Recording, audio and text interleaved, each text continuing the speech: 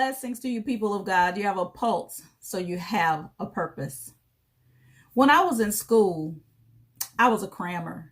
When it came down to taking tests, I was a crammer. I would cram an hour before the test, or maybe the night before the test, in preparation, when I really should have been studying. When you study, it sticks to you. It sticks to your mind, and you're able to recall it, not pass the test. You'll even remember when it comes down to the final test of the school year. But me, I had to cram again at the end of the year. I was a horrible student. When you study, you can teach somebody else. But when you cram, you're just thinking about yourself. It wasn't important for me to go any deeper than I did.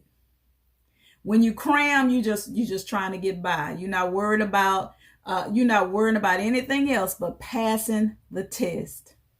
And it really didn't help me when the teachers would give me all the questions that were going to be on the test, because that's all I was going to cram for, was what I already knew was on the test. I wasn't going to try to cram anything else into my mind that I didn't need for the test. And it wasn't because I couldn't learn, and it wasn't because I couldn't do the work. I was just trying to get by. But it always showed up in the end. Those that have been saved for a substantial amount of time, you ought to be teaching others.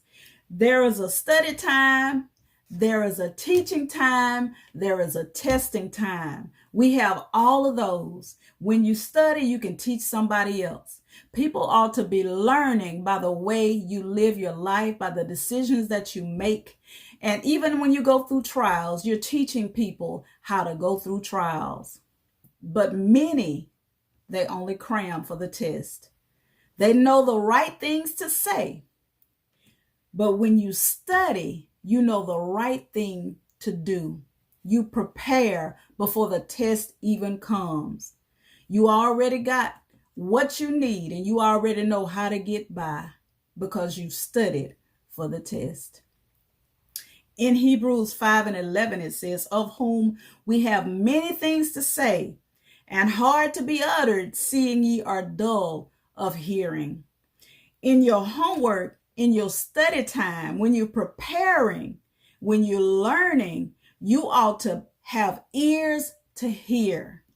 You ought to want to hear. You ought to want to be taught. And you have to be willing to learn. Verse 12 says, for the